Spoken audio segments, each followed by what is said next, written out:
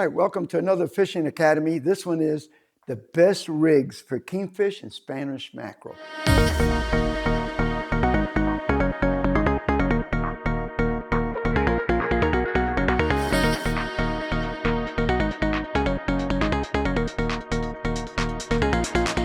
Now, you know we're getting right into the season. Water temperature is going to hit 72 on a steady basis pretty soon. We got a few cold fronts left. You know what's going to happen. Mackerel are going to move up. Kingfish will start making their run towards Texas, and we're going to be ready to catch them. So I thought we'd do a little segment on, fishing for mackerel and kingfish. So let's start with mackerel first in Tampa Bay. They'll get as far as the Courtney Campbell Causeway, all the way to the Skyway. That's inside what I consider inside Tampa Bay. Now, where's the best places? If you look on the chart that's on the screen, I have a little place there that I kind of marked it a little bit. Anywhere that there's a bar, anywhere that you have some kind of not a sandbar, but lime rock, and there's plenty of them, that you got 8, 10, 12 feet of water, and it comes up to 5, 6, 7 feet, 4 feet in some areas. That's going to be a place where the bait is going to get pushed over that bar. And if there's bait being pushed over the bar, you're going to find mackerel during mackerel season. The other places that's kind of an easy target is going to be the artificial reefs in Tampa Bay. Now, you have one that's in the Courtney Campbell Causeway. You got one by Howard Franklin. You got one in front of Port Tampa. You got the Apollo Beach, all the way to the Skyway.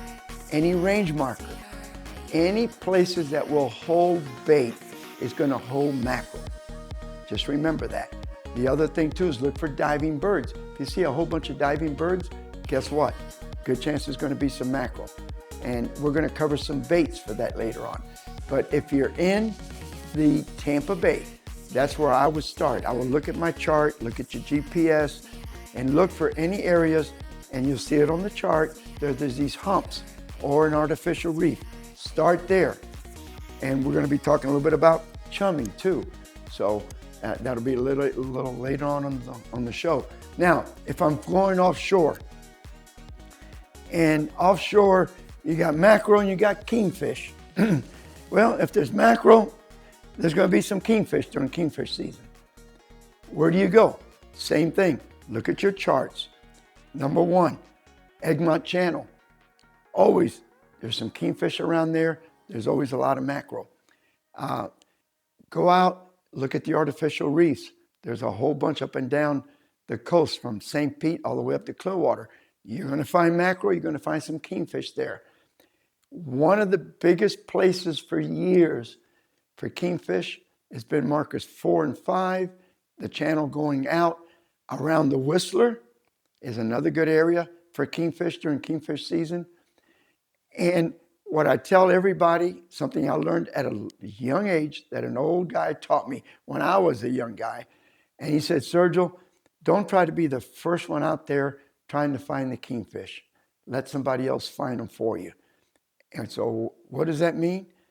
You get out there, get your bait, take your time, cut a bunch of bait up, have your chum made up, and then about 8:30, 8:15, come out of Bunce's Pass or John's Pass, look out into the Gulf and look for what I call the parking lot. And what that means is you're going to see a whole bunch of boats out there together. They found the fish for you. They found the kingfish. So don't be the first one out there going crazy, burning fuel, trying to find the kingfish. By 8:15, believe me, you'll see a parking lot during kingfish season. If the weather allows it, you're going to see them out there. Head to the parking lot. Now you know that's a general area where they're catching some kingfish. Doesn't mean you have to get inside that parking lot to catch kingfish, but it gives you a general area of where to start to fish. Now, as far as tackle goes, for mackerel, I like to use light tackle. I use a 2500 reel, 10-pound test line. I use a long leader, fluorocarbon leader, about 3 foot long. I start with 20 If they start cutting me off a lot, then I'll switch over to something heavier. But I like 20 to 25. It just seems I get better action out of it. And one of the secrets for catching mackerel is that instead of using a wire leader for mackerel, I prefer just to use a long shank hook. And I've got one rigged up here with a piece of wire because I use it both for mackerel and kingfish. But actually, right here, as you can see, that's a double extra long 1/0 J hook. And that works perfect. And the reason for that is years ago, everybody wanted wire for mackerel. Well, after you get 2 mackerel, this wire gets all tangled up and twisted. You have to wind up replacing the whole rig. You don't want to sit there and cut the leader and put another one on. So all we do is we use a double extra long 1/0 J hook. That almost acts like a piece of wire as a leader. Yeah, you're going to lose more. I would say that out of, let's say, 20 hits, you might lose 3 or 4 mackerel that'll cut you off, maybe. Where with wire, maybe they don't. But on the long run, it's a lot cheaper just to replace a hook real quick than sit there and have to replace the whole rig because it's all twisted up. So that's what we usually use. We use a single, number 1, triple or double extra long. There's even some triple extra long J hooks. That kind of covers it pretty good. Now, well, if I'm fishing for kingfish, now I go into something a little heavier. I'll go into like a 4,000 or 5,000 reel. 4,000, I can put 30-pound braided, fins braided on it. I can put about maybe 200 yards, which is more than enough. And that seems to do a good job. I will run 40-pound, at least 3 feet of fluorocarbon leader. And then I do my rigging, which I'll talk to you about in just a minute. But 3 to 4 feet of 40-pound fluorocarbon leader, that seems to work real good. I like a good like 7.3 medium heavy type rod, because if you happen to get one of those big kingfish, medium heavy works really good. Heavy, I think, is too much. But a medium heavy, 7.3, 7.5 foot rod, I like long rods, will work good. With a 4,000, you should always have a 5,000 on board with 50-pound test in case you see some big fish. And it happens. I've gotten some pretty big kingfish in my lifetime, and you needed something heavier. But overall, 40-pound braided works really good. Again, 3 to 4 feet of 40-pound fluorocarbon. And now about the rigs. Here's where the fun's going to start. As far as the rigs go, we got single hook, like I showed you right here. I put about 8 inches of number 39 wire, 39-pound coffee wire with a double extra long shank, almost like same hook that I'm using for mackerel, but as a single. And this works good on smaller baits when the kingfish are smaller. So if you got kingfish that are running in the 30 to 30 inches, maybe 35 inches, something like that, this will work pretty good. And you got smaller baits, it's perfect because they will hit the hook. Now, what will happen is you're going to go into a area where you're going to start using some of the bigger baits that we recommend. Now you're going to need a different setup, and you need a double hook system. This is a double hook setup. I've got a 2/0 J hook. I got another 2/0 J hook facing in the opposite direction. And then what I do is I slide over the barb a soft bead, and what that does, it keeps the hook on the other hook. So I go eye to eye. The idea is that the first hook I put through the nose of the bait. Your second hook, it all depends on the bait. If you're trolling or you got a pretty good current, just let it hang. The whole idea is that when this kingfish comes and he strikes that bait because you're using a bigger bait. If he cuts it in half, you're going to get him on that second hook. On the smaller bait, you'll get him on the first hook. But most of the time, for the big kingfish, you're running those blue runners, those bigger Spanish sardines. It's a big bait. You got to think that the nose is here. That bait is about that long. He tries to cut you in half. You need that extra guarantee right there. This is a very common method that a lot of people, and it's the easy way of doing it. Now, if I was going to go and I'm using blue runners, or I'm using extremely longer baits, or the current isn't as strong, this is what I love. I use a little 1J hook, almost, but instead of putting a hook through the eye, I got a 1J hook. Then I got a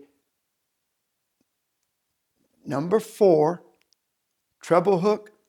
And here's where you got to be careful. This is a 4X hook. It's 4 extra strong. It's welded. The shank is welded together. So that hook is not going to come apart, and it's extremely, extremely strong. I mean, real strong. Now, what you do with this is, especially you're trolling with Spanish sardines, blue runners, or whatever, this little hook will go right through the nose, doesn't hurt the fish. Then you get the treble part of the hook, and you put it just behind or right on top of the top fin of that bait. And what it will do is, again, and it's called a stinger rig, because most of the time, with a big kingfish, you're going to catch them on this treble hook. And that's why it's important that you get that triple extra strong treble hook, and it's a welded hook. So it doesn't come apart and you don't lose a big fish. But this is an easy way of doing it, and it's great for trolling.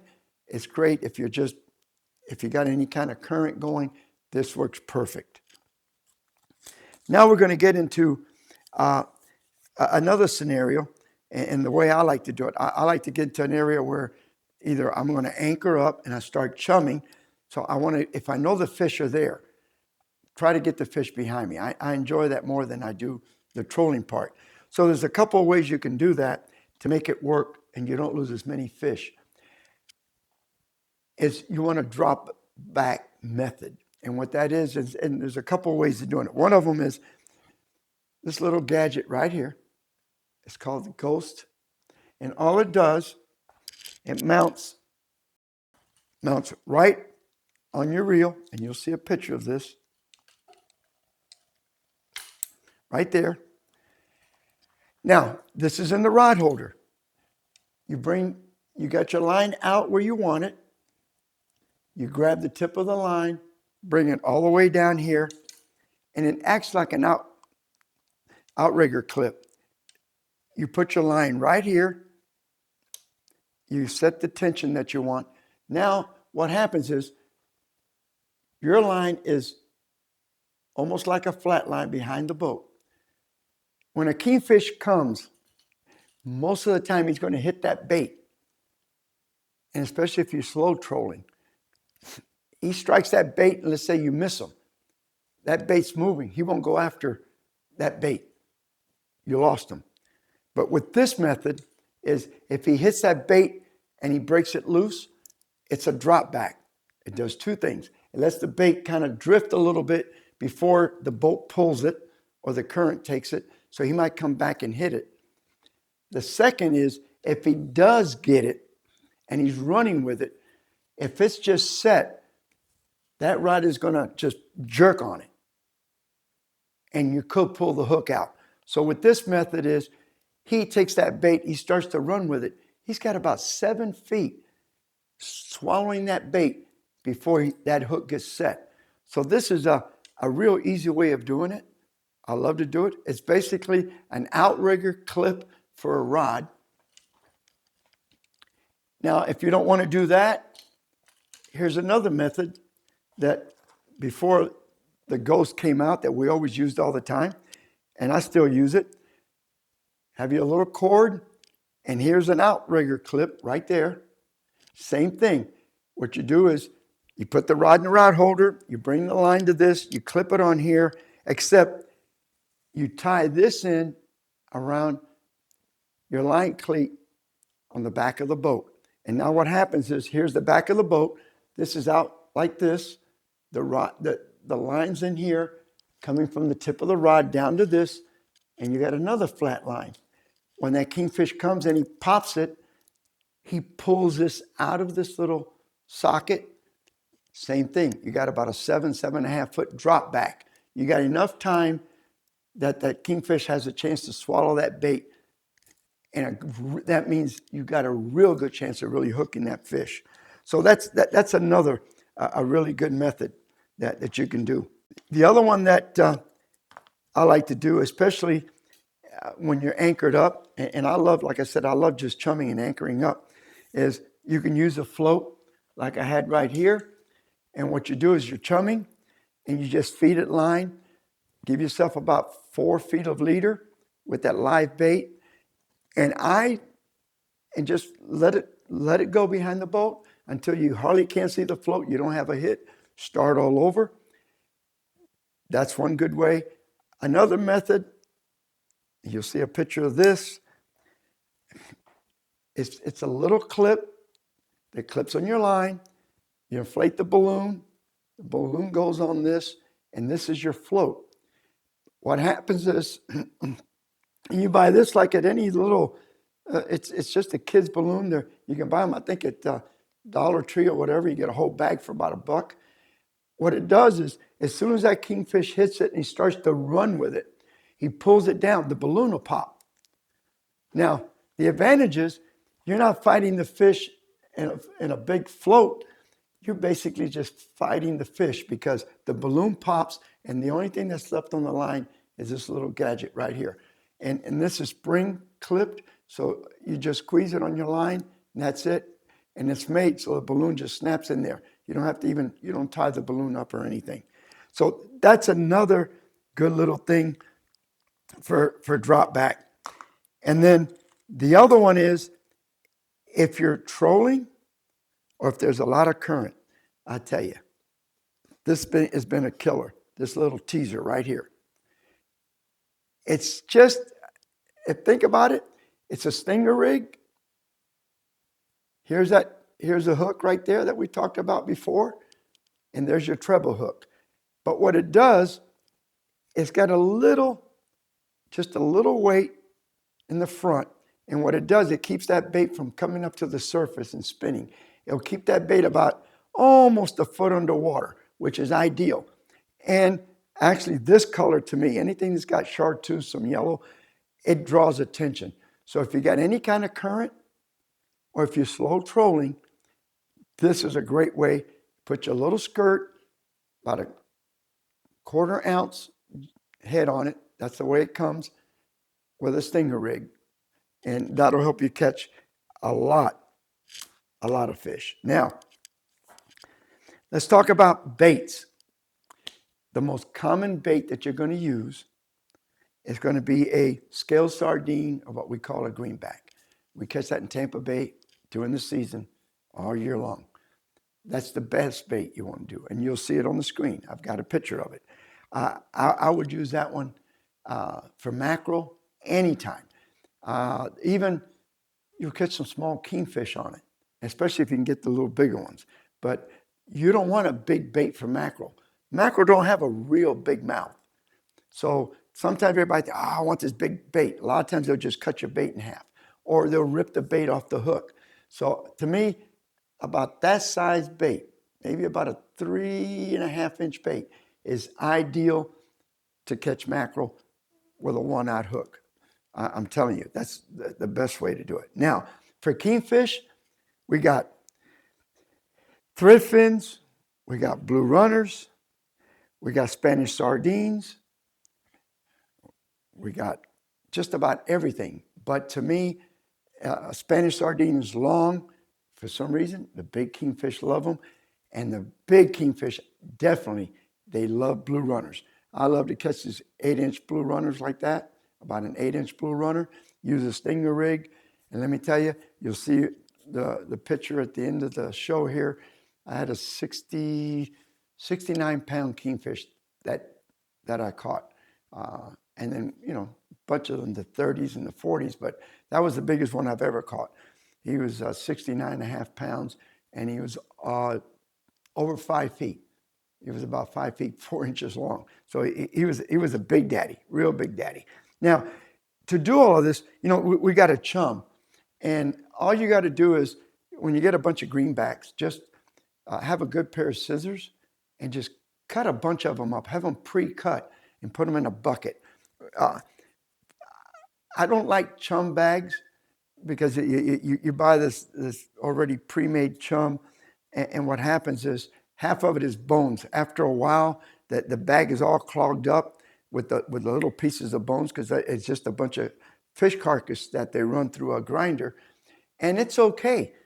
But for $12 a bag, I don't think it's that efficient anymore.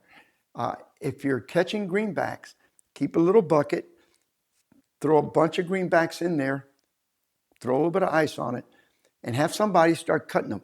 You can cut a 3-inch, 3.5-inch greenback into 3 pieces, and just keep them on a little bit of ice on the floor next to you.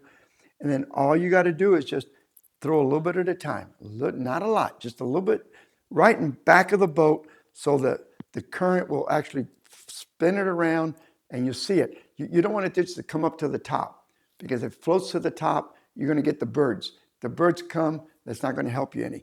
So if you cut them with a pair of scissors, that gets the air out of their bladder. And if you throw it right behind the boat, as the current runs through, it forms a little swirl, and that bait will actually go towards the bottom, and then the current will take it away. And that'll bring the mackerel up to you. So, the end result is going to be some big mackerel and some nice kingfish. And I hope that was helpful to you. Good luck, tight lines, and let's go catch them.